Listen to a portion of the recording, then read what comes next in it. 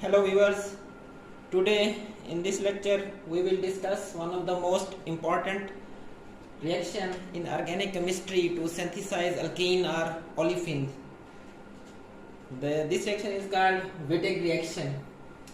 So in early 1950s, Wittig and Giesler investigated the chemistry of pentavalent phosphorus, and through the reaction of this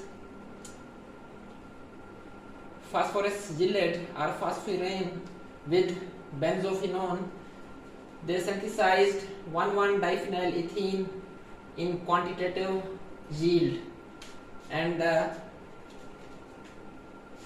triphenyl phosphine oxide is the byproduct.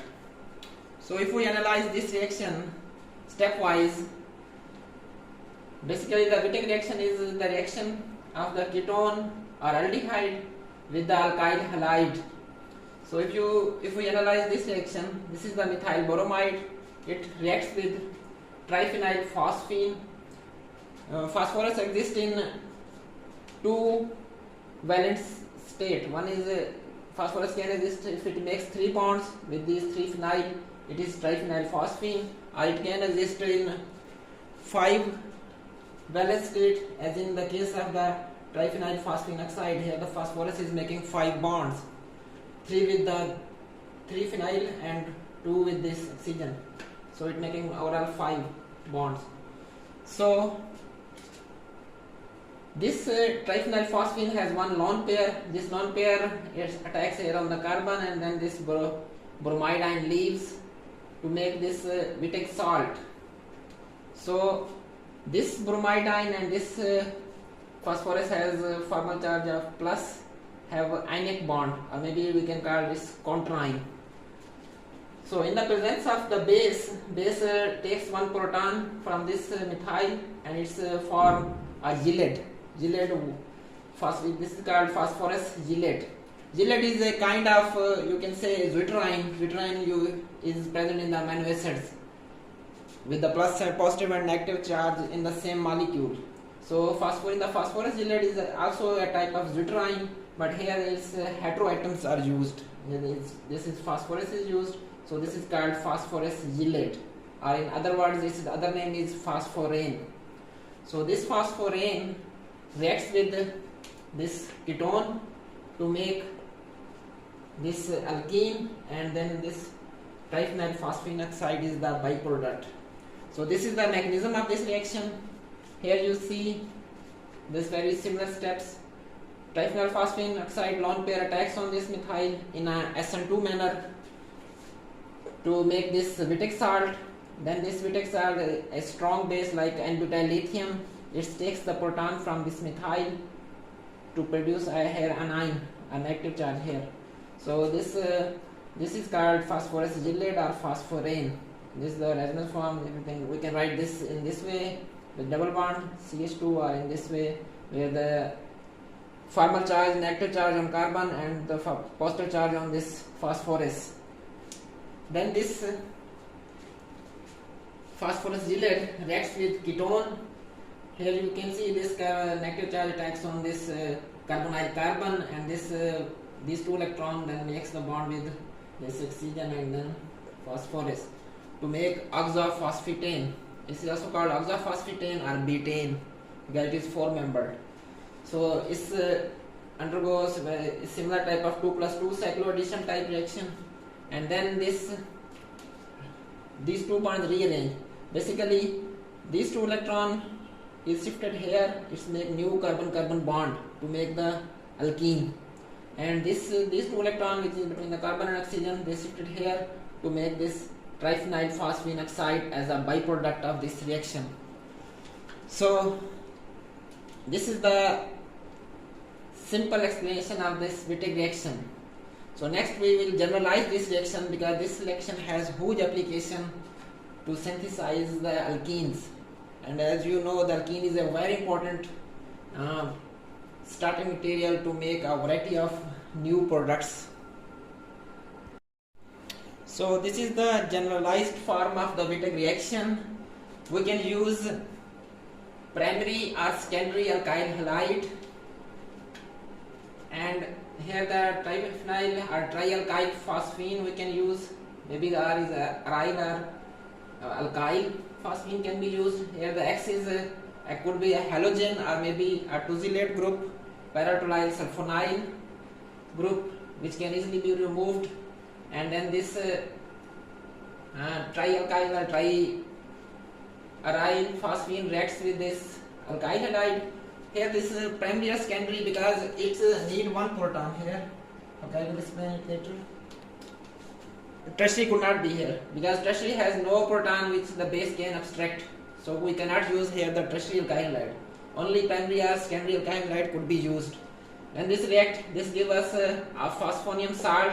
It may be called the Wittig salt because this halide ion has negative formal charge and this phosphorus has positive formal charge. Then we reacts with the base. Base is could be organolithium or it could be sodium hydride or maybe it is alkoxides could be used like potassium tertiary or sodium tertiary butoxide could be used here. Then the base will extract the proton here. So after taking this proton, it makes the anion here, and this is called the phosphorus gillate. So this phosphorus gillate, this is the resonance form of this phosphorus gillate. It can either be written like this, where the negative charge on this carbon and this plus charge on this phosphorus. I think it can be written in this form. This phosphorus gillate, it is also called phosphorane, then reacts with the aldehyde or ketone.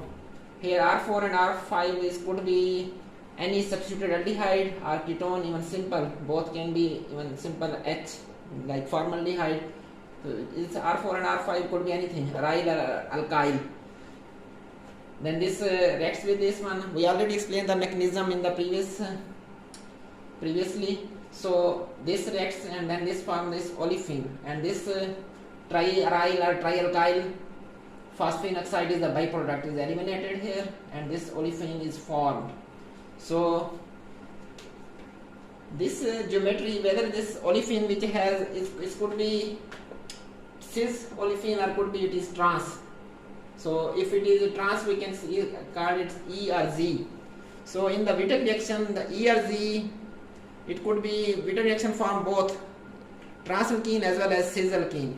So it depends on the choice of the solvent. It is also depends on the aldehyde or ketone, what kind of substituents attached on the aldehyde or ketone. It also depends on the substituents which is attached on the alkyl halide.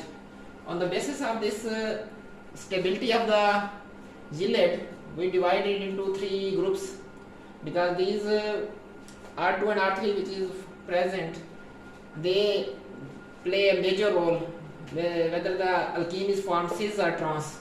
So if we can divide this because if these R2 and R3 they are highly electron withdrawing, it will stabilize this negative charge on the gillate.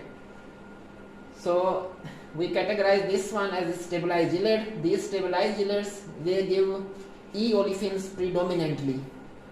If these R2 and R3 groups which is coming from this alkyl halide, if they are like aryl, alkenyl, benzyl, so if you use aryl, then it's sp2 hybridized. sp2 hybridized, you know, has more S character. So these are called, if these groups are attached, they are poorly electron, you can say, withdrawing. So these are make the semi-stabilized gillate. If this R2 R3 is simple alkyl, because alkyl groups like methyl, it's donate the electron through inductive effects. If these R2 and R3 are suppose methyl, if donates the electron, this make this negative charge less stable. Because this is again making is donating the electron, so it's destabilizing. So it is called non-stabilized gillate. The non-stabilized gillates normally gives Z olefins predominantly or Z olefins selectively in more ratio. So we have now three groups. When there is a non-stabilized gillate, it will give Z olefins predominantly. When there is R2 and R3 is aryl, alkenyl, benzyl groups, it gives semi-stabilized gillate. It gives the mixture of the trans and cis olefins. E and Z olefins.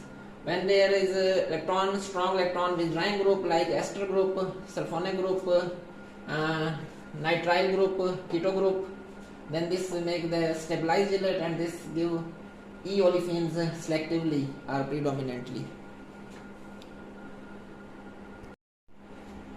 So the solvents which are normally used in Wittig reaction are aprotic solvents.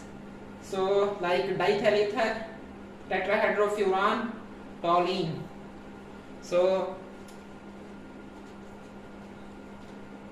there are a lot of modifications further has been done in the Wittig reaction to control this stereochemistry of the double bond. So stereochemistry of double bond, whether the olefins are formed E or Z. So a lot of modification has been done in the Wittig reaction later on to control the selectivity, whether the E alkenes should be formed or Z alkene, to control this